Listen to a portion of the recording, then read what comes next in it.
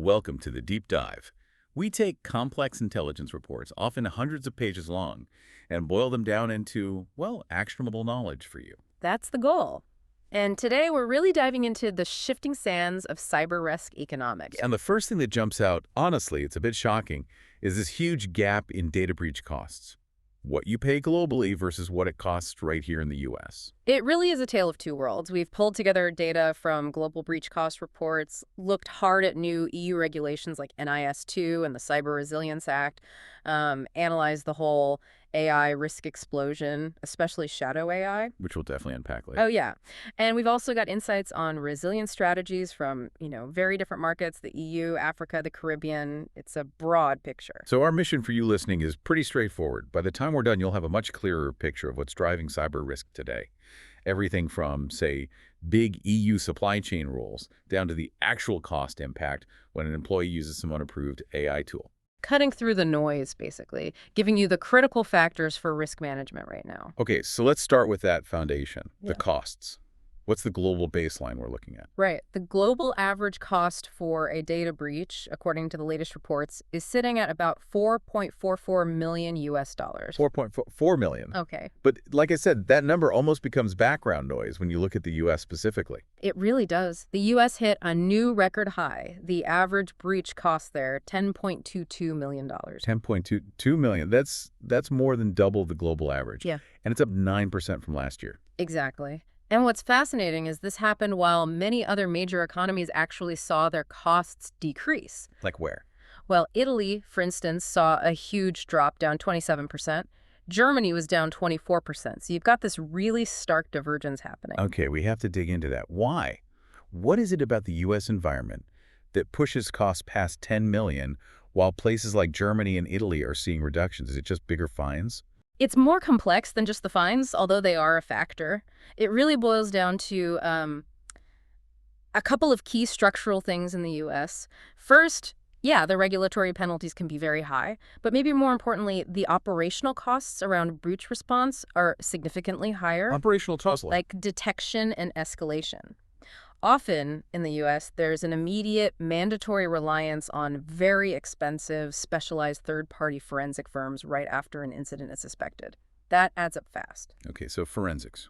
What else? Then there's the legal and administrative side. The U.S. doesn't have a single federal data breach law like the EU's GDPR. You've got this incredibly complex patchwork of state-by-state notification laws. 50 different sets of rules to potentially comply with. Pretty much. And that complexity adds massive legal and admin overhead. Plus, you have the constant threat of class action lawsuits, which isn't quite the same in, say, the EU, where you might face a large GDPR fine, but the litigation landscape is different. So it's not just the potential fine from a regulator. Yeah. It's the whole ecosystem around responding.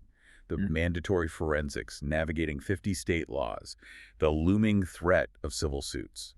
It all inflates that final number. That's a good way to put it. It makes the U.S. a uniquely expensive place to have a data breach. But it wasn't just the U.S. seeing costs go up, right? You mentioned other regions, too. That's right. We also saw increases in average breach costs in Canada, India, the ASEAN region, and also Benelux, which was new in the study this year, and saw a notable 6% jump. Interesting. So while some mature markets might be finding ways to manage costs down, other regions, maybe those digitalizing rapidly like ASEAN and India, are seeing costs rise as their attack surface grows and maybe regulations are still catching up. That seems like a very plausible explanation. Yeah, more digital activity, more potential targets, and maybe less mature regulatory or response frameworks leading to higher cleanup costs. And if we drill down into specific industries, where's the pain most acute? Who's paying the most? No big surprise here, unfortunately. Healthcare continues to top the list. The average cost for a breach in healthcare is $7.42 million. 7.4 million. Wow. Why so high consistently? It's the data itself. Protected health information, PHI, is incredibly sensitive. The regulations around it, like EPA in the U.S. and similar rules internationally, are strict, and the penalties for violations are severe. Plus, the reputational damage is immense. Makes sense. Who's next after healthcare? Financial services. They come in at an average of $5.56 million per breach. Again, it's the sensitivity of the data, the high regulatory burden, but also the potential systemic risk, A major breach at a bank isn't just bad for the bank, it can impact market confidence. So data itself is clearly the core economic asset at risk. Let's talk about that data. What types are attackers going after most, and which types actually cost the most when they're compromised? Well, the most frequently compromised data type year after year is customer personally identifiable information, PII. PII, like names, addresses, social security Yeah. numbers. Exactly, all that stuff. It was compromised in 53% of all the breaches we looked at in the data. Over half of all breaches involve customer PII. That's huge. It is. It's everywhere. It's relatively easy for attackers to monetize through identity theft or fraud, and it's often spread across lots of different systems, making it harder to protect comprehensively. That number alone, 53%, really hammers home why getting PII handling and compliance right is so critical. For any organization trying to navigate that complex web of privacy regulations, Yeah. GDPR, CCPA, all the others understanding the specific risks to PII is paramount. Resources like, say, pii.compliancehub.wiki become essential just to keep track of the requirements, especially when you see it's the data type attackers hit most often. Absolutely. Protecting PII isn't just a technical challenge. It's fundamentally about governance, policy, training, the whole package. Okay, so PII is the volume leader. But is it the most valuable per record if it gets stolen? No. That distinction goes to intellectual property IP. IP. So trade secrets, R&D data, proprietary algorithms. Exactly, that kind of data. While it's targeted less often than PII overall, when IP is compromised, the cost per record is much higher. We're looking at $178 per record for IP. $178 per record for IP versus what's the typical cost for a PII record? It's usually much lower, right? Oh, significantly lower, yes. The $178 for IP really reflects the potential for long-term damage. Losing customer PII is bad, generates fines, requires notifications, but losing your core IP. That could be existential for the company. Future product plans, a competitive advantage gone. The cost isn't just the cleanup, it's future revenue streams evaporating. Precisely. It shifts the CISO's focus from just breach response to actively countering corporate espionage. Okay, so we know what's being stolen and what it costs. What about the timeline? How fast are organizations detecting and containing these things? Is there any good news there? There is actually a bit of good news. The mean time to identify and contain a breach globally dropped to 241 days. 241 days, still about 8 months. It is long, yes, but it's actually the lowest it's been in 9 years. A 9-year low.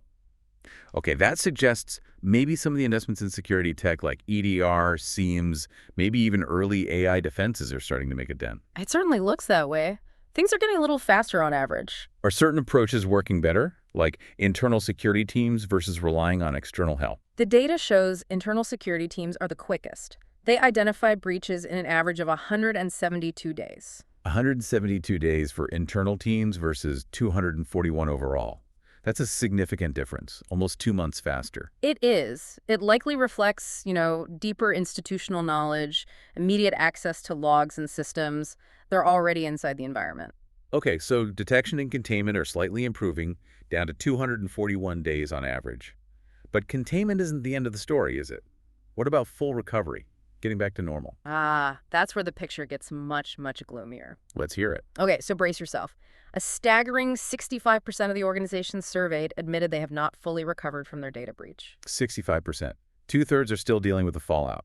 Still dealing with it. And even for the 35% who did manage to fully recover, 76% of them took longer than 100 days to get there. Over 3 months for the successful recoveries. Right. We're talking about months, potentially quarters, of ongoing disruption, remediation, system hardening, investigations, even after the initial containment. That extended chaos, that long tail of recovery, it really highlights a critical need that maybe isn't purely technical. When you're still struggling 100, 150, 200 days later, having efficient, standardized communication becomes absolutely crucial, doesn't it? Absolutely. You need to manage notifications to regulators, updates to affected customers, internal comms.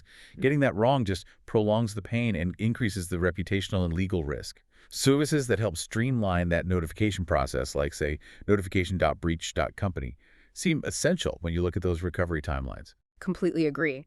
Managing the incident response, especially the communication and compliance aspect over such a long period, is a massive challenge. It shows the financial model of a breach has really shifted. It's not a quick hit, it's an operational marathon that tests your continuity planning and your legal and comms teams as much as your security team. Okay, that's a perfect bridge. We've looked at the cost, the what. Let's shift now to the how. If defenses are getting maybe marginally faster, how are attackers evolving? What are the new threats, the new vectors? And AI looms large here, right? Oh, absolutely. AI is the big disruptive factor right now, and the core finding across multiple sources is pretty stark. AI adoption in businesses is happening way faster than the governance needed to manage it. Faster than the rules and guardrails. Much faster. Get this, 63% of organizations that suffered a breach reported they either have no governance policies for AI use or they're still trying to develop them. Wow. So almost two-thirds are deploying or using AI without a clear rule book on how to do it safely. What does that look like in practice? Where's the failure point? In practice, it often means basic security hygiene gets missed. A really shocking statistic. 97% of AI-related security breaches involved AI systems that lacked proper access controls. 97%. That's almost all of them. It sounds like people are spinning up AI tools for projects or departmental use without even basic security checks. That's exactly what it suggests. Quick deployments, maybe for prototyping or boosting productivity, but minimal security review, leaving these powerful systems wide open to misuse, both from outside attackers and potentially insiders. We spend fortunes securing our networks, firewalls, endpoints, and then leave the front door wide open on the new AI system because it wasn't put through the standard process. And this leads directly to the problem of shadow AI, doesn't it? Precisely. Shadow AI, that's the term for employees using AI tools or systems without the company's knowledge or approval. Like using a public LLM to summarize sensitive meeting notes or a code gen tool on proprietary software. Exactly those kinds of things. And it's not a trivial issue. The reports show that 20% of organizations experienced a breach directly because of shadow AI. 1 in 5 breaches linked to unapproved AI use. And what's the cost impact? It's significant. These shadow AI breaches added an average of $670,000 to the total cost of the incident. $670,000 extra, just from that unapproved AI usage. Why so expensive is the type of data being exposed? That seems to be the key driver. Shadow AI breaches involved compromised customer PII in 65% of cases. 65%, that's much higher than the overall PI compromise rate of 53%. Exactly. It strongly suggests that employees are feeding large amounts of sensitive customer data into these unapproved, often third-party AI tools, maybe for analysis, translation, summarization, whatever. And in doing so, they're completely bypassing corporate data loss prevention, security controls, everything. So shadow AI isn't just a policy violation. It's actively creating these high-risk data leaks, often involving the most sensitive PII. The drive for productivity is inadvertently punching holes in data security. A perfect storm, really. But it's not just employees misusing AI, the attackers are weaponizing it too. How are they using it against us? Well, the data indicates that 16% of breaches involved attackers actively using AI as part of their toolkit. Okay, what kind of techniques? The two main ones observed were AI-generated phishing and other malicious communications that accounted for 37% of the AI-driven attacks. And close behind, at 35%, were AI-powered deepfake attacks. Deepfakes, voice cloning, video manipulation. Exactly. What generative AI gives attackers is scale and hyper-personalization.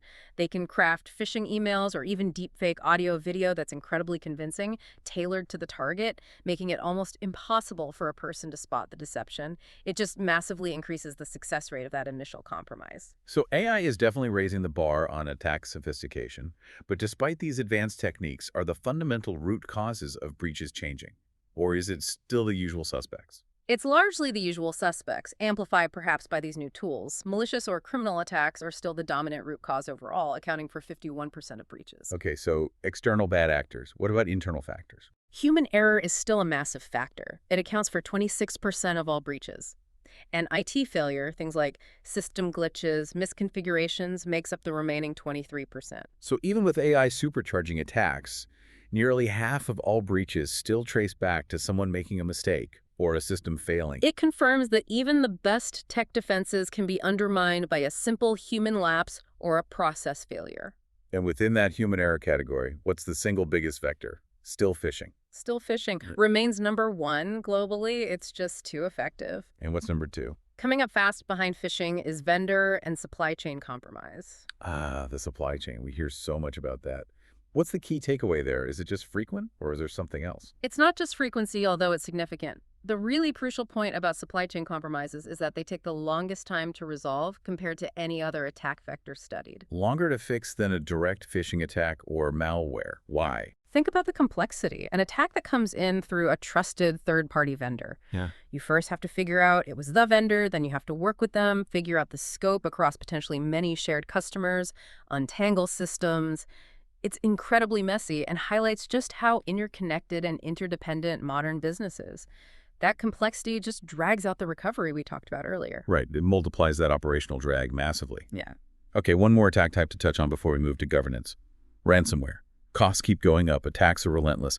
Are we seeing any change in how organizations respond? Are they paying up less? We are seeing a definite trend towards refusing to pay. Call it ransomware fatigue or maybe better preparedness.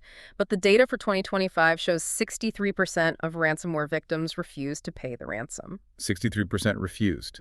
That's up from 59% the year before. Correct. It suggests more organizations feel they have viable backups, robust incident response plans, and maybe they're making the calculation that paying doesn't guarantee data return or prevent future attacks, so why bother? But hold on. Didn't we establish earlier that the costliest type of incident overall was disclosure by the attacker, the one where they leak the data publicly? Yes, that's right. Disclosure by the attacker averaged $5.08 million, making it the most expensive outcome financially. So how does refusing to pay square with that? If you don't pay, aren't the attackers more likely to leak your data, leading to that highest cost scenario? That's the paradox, isn't it? It's a high-stakes gamble.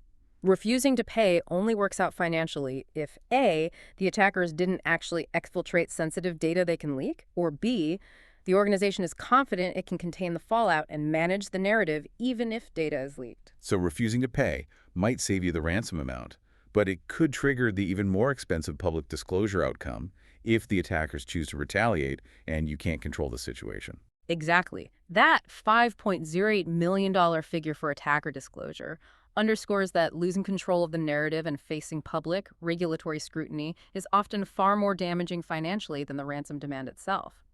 Paying less often is good, but it doesn't automatically solve the underlying financial risk if data exfiltration occurred. Which perfectly tees up our next section, because the only real long-term strategy to manage these rising costs, evolving attack vectors, and the paradoxes of response is through strong governance and proactive compliance.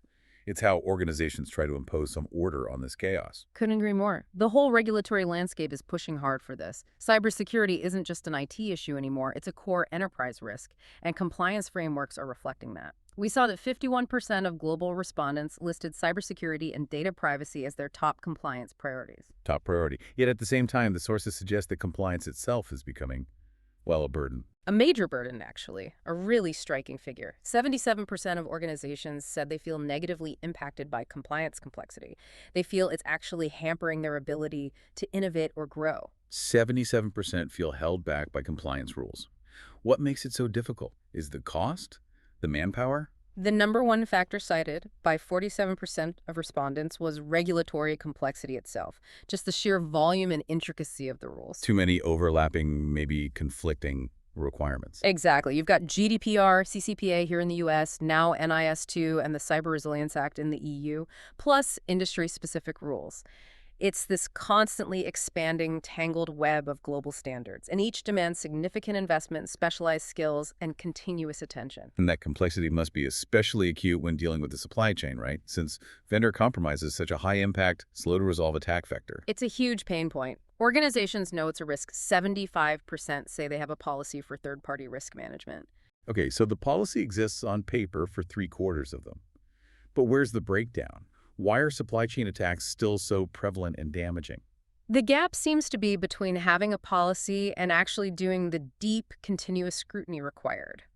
The data show that at least 20% of entities in those new sectors covered by the EU's NIS2 directive admitted they just implicitly trust their supply chain. Implicit trust, meaning they aren't doing specific granular security assessments of their vendors. Pretty much. They might check a box during procurement, but there's no ongoing rigorous validation of the vendor's actual security posture. It's relying on assumptions rather than evidence. That sounds like a massive blind spot, especially with regulations like NIS2 demanding more supply chain accountability. If they're not doing specific assessments, what are they relying on for trust? The most common mechanisms mentioned were things like relying on vendor credentials and certifications like ISO 27001 or SOC2 reports, that was 55%, and using strict criteria during the initial procurement process, that was 49%. Which are useful, I suppose, but they're point-in-time snapshots, aren't they? A certification doesn't guarantee good security practice day to day, especially years later. Exactly. They provide a baseline, but they don't address the dynamic nature of threats or ensure continuous security hygiene within the vendor's environment. This trust but don't verify continuously approach is a real headache for CISOs, especially now. Yeah, because directives like NIS2 are forcing them to map and understand risks deep within their supply chains in ways they never had to before.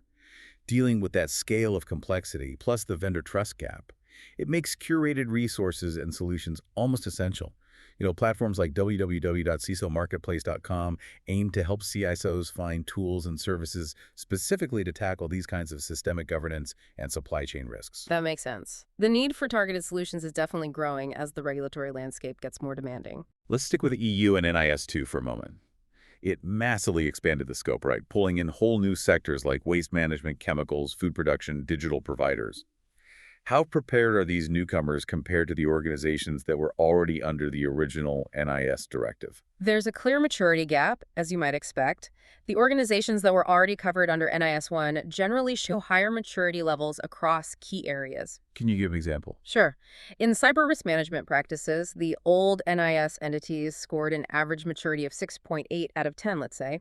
The newly included NIS 2 sectors, only 6.2. Okay, a noticeable difference. What about detecting and responding to incidents? Similar gap there. The established entities scored 7.1 on detection and response maturity, while the newcomers were at 6.3. So roughly a zero point 0.6 to zero point 0.8 point lag across critical security functions. That might not sound huge, but at a national or EU-wide scale, that maturity gap represents potentially millions in added risk exposure for those new sectors. They have a lot of catching up to do fast. They really do. And perhaps the most critical area where they're lagging is leadership engagement and training. Why is that so critical under NIS2? Because NIS 2 places direct accountability, including potential personal liability, onto senior management and boards for cybersecurity failures. It's no longer just an IT department problem. So the C-suite needs to be actively involved and knowledgeable, are they? Well, overall leadership involvement in approving risk measures seems quite high, around 85% globally. But when you look specifically at the new NIS2 sectors, participation in dedicated cybersecurity training for leadership is alarmingly low. How low? In some of these newly covered sectors, non-participation rates for management cyber training exceeded 70%. 70% of leaders in newly regulated critical sectors haven't had the required training. That's a massive governance failure waiting to happen. The people making the budget decisions, accepting the risks, lack the basic literacy demanded by the regulation that holds them accountable. It's a huge red flag, and it leads us directly into the strange paradox we're seeing with security investment and staffing. Okay, what's the paradox? Well, on one hand, the money is flowing. Global spending on information security is projected to grow by a healthy 14% in 2024. That's significant. In the EU, banking and energy are leading the charge in security spending, which makes sense given their criticality. Budgets are up 14%? Sounds good. So what's the problem? The paradox is that even though overall budgets are rising, the actual percentage of IT staff who are dedicated purely to information security, what we call ISFTEs, as a share of total IT FTEs, that number is actually declining. Wait, spending more money overall, but dedicating a smaller proportion of the IT workforce specifically to security. Exactly. It's been declining for 4 years straight now, dropping from a median of 11.9% down to 11.1%. That makes no sense intuitively. If the risk is higher and the budgets are higher, why is the dedicated internal headcount shrinking relative to the rest of IT? What's going on? The most likely explanation is that organizations are struggling desperately with the cybersecurity skills shortage. They have the budget, but they simply cannot find or afford enough qualified internal staff. So they're compensating how? Outsourcing. Tools. Yes, exactly. Shifting the budget towards automation, managed security service providers, MSSPs, external consultants, trying to plug the human capital gap with technology and third parties because they can't hire the people they need internally. And the data backs up this skills shortage. Oh, strongly. 32% of organizations reported difficulties hiring across all cybersecurity domains. It's a widespread problem. Are there specific roles that are particularly hard to fill? Yes, cybersecurity architecture and engineering were flagged as the toughest, with 25% reporting acute hiring difficulties there. Architects and engineers, those are the people who design and build the secure systems in the first place, right? The proactive roles. Precisely. The very roles you need to prevent breaches and avoid that 241-day recovery marathon we talked about. And this hiring difficulty is felt most sharply by small and medium enterprises, SMEs. How bad is it for SMEs? Really bad. 59% of SMEs reported hiring challenges across all cyber domains. They're competing against large enterprises for the same scarce talent pool and often losing out. Which leaves them incredibly vulnerable, doesn't it? Facing the same complex threats, often the same regulatory pressures, but without the internal expertise or budget firepower of larger companies. It really paints a picture where top-tier proactive security skills are becoming a luxury good. It certainly seems that way, which makes finding practical, scalable resilience strategies even more important. Okay, let's pivot to that. Part 4, building resilience.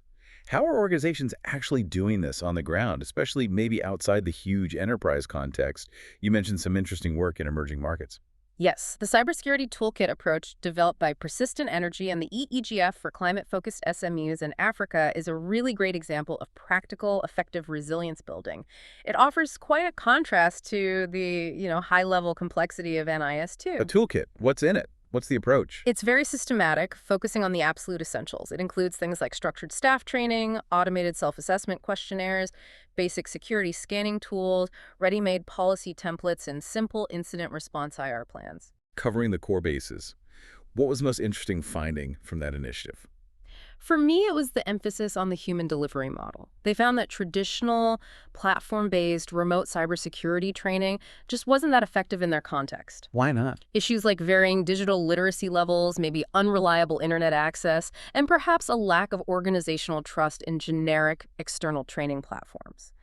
What did work incredibly well was in-person training delivered by internal security champions. Internal champion, so training colleagues you already know and trust. Exactly. When a peer, someone who understands the local context and the specific business, delivers the training face-to-face, the engagement, the understanding, and crucially, the actual behavioral change, were all significantly higher. That really reinforces the idea that security isn't just tech. It's about culture, trust, and human factors. Even in a highly technical field, what core topics did these champions focus on? They focus squarely on the basics that directly counter that huge 26% human error rate we discussed. Things like how to recognize phishing emails and messages, the importance of strong, unique passwords and using password managers, enforcing multi-factor authentication, MFA, basics of securing laptops and phones, and safe web browsing habits. Foundational stuff. The fundamentals that prevent the most common initial compromises. And how are they scaling this champion model? Smartly, I think. They're developing a custom AI chatbot, but not for direct employee training. Instead, the chatbot is designed as an on-demand resource for the internal trainer, the champions, that helps them answer questions, find resources, stay up to date, blending AI support with that effective human delivery. That's a really interesting hybrid approach, leveraging AI to empower the human trainers, not replace them. Okay, sticking with practical measures, based on all these reports, what are the absolute must-do technical controls every organization should have in place? Number one, without a doubt, is enforcing multi-factor authentication, MFA. Everywhere, or specific places. Especially for critical applications and absolutely positively for email. So many attacks start with compromised email credentials. MFA is probably the single most effective technical control to block those initial access attempts. It's simple, relatively speaking, but incredibly powerful. Okay, MFA first. What else is non-negotiable? The second key technical measure is implementing DRS. DMRC. That's the email authentication standard, right? Yeah. Domain-based message authentication reporting in conformance. That's the one. It's crucial for combating email spoofing, where attackers pretend to send emails from your company's domain. Since phishing is still the top attack vector and AI is making phishing emails more convincing, using DMRs to block spoofed emails at the gateway is essential. So MFA stops credential theft from working as easily, and DMR stops attackers from easily impersonating you via email. Makes sense. Anything else on the essential tech list? Well, once you have strong MFA deployed, strategically implementing single sign-on, SSO, can be very beneficial. How does SSO help? It improves the user experience by reducing the number of passwords people need to remember, which can actually improve security adoption.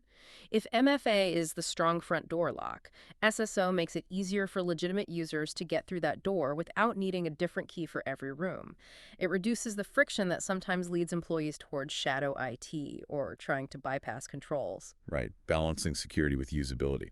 Okay, so we've gone from global costs through attack vectors and governance to practical toolkits and technical controls. Let's wrap up this deep dive by looking at the cutting edge of risk management, actually quantifying cyber risk in financial terms. You mentioned the CIVAR framework. Yes, cyber value at risk, or CIVAR. This is a really important development, especially for financial institutions and their regulators. Why is it needed? Don't existing frameworks like Basel III cover operational risks? They do cover operational risk, but often in a very broad, generalized way. The criticism is that traditional frameworks like Basel III don't really handle the specific technical nuances of cyber risk effectively. They weren't designed for it. CIVAR aims to bridge that gap, to translate specific cyber threats into potential financial losses that can be measured against capital reserves. How does it do that? How does it connect, say, a specific type of cyber attack to a dollar figure? It uses defined attack scenarios. For example, the study we looked at focused on a sophisticated bank identification number, Right. or BIN attack against the Barbadian banking sector. A BIN attack that involves compromising card processing data. Exactly. CIVAR models the potential financial losses that could result from such an attack, exceeding things like fraud losses, remediation costs, fines, etc.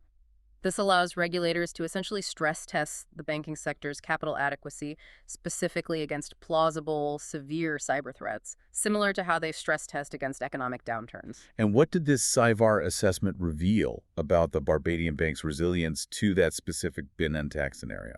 It was actually a powerful validation of their capital strength.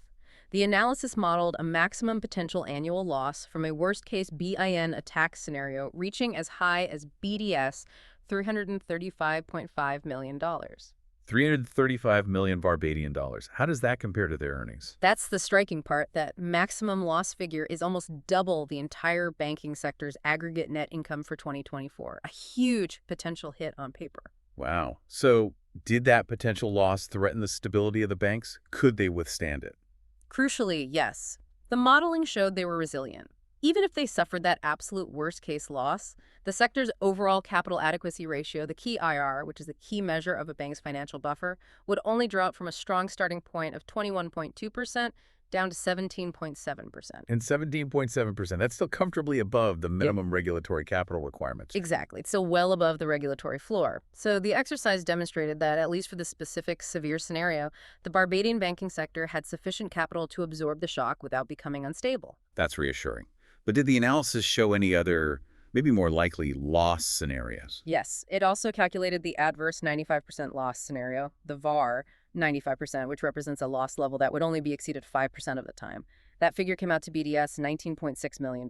Okay, 19.6 million. Still significant, but much less than the absolute maximum. What impact would that have? While not systemically dangerous like the maximum scenario, a loss of $19.6 million would still wipe out about 11% of the bank's annual net income. That's definitely material. It impacts profitability, shareholder returns, potentially lending capacity, and certainly market perception. So even the less extreme, but still severe cyber loss scenario has very real financial consequences. It really underscores why quantifying this risk is so important, moving beyond just technical metrics to actual potential dollar impacts. Precisely. It proves the need for these specialized frameworks like CIVAR that can handle cyber risk with more granularity than the older, broader operational risk models. It really ties everything together, doesn't it? Whether you're an SME in Africa using a basic toolkit, a CISO in Europe grappling with NIS2 complexity, or a central bank in the Caribbean running CIVAR models, the core message is the same. Cyber resilience isn't just an IT cost center anymore. Not at all. It's a calculated, essential investment in business continuity, financial stability, and frankly, survival. And that investment needs to be smart, recognizing it's not just about tech, but also about human behavior, process maturity, supply chain visibility, and adapting to this incredibly complex regulatory and threat environment. The modern CISO role has fundamentally changed. It's much more about managing a portfolio of diverse risks than just administering firewalls. Okay, let's try to recap the key takeaways from this deep dive.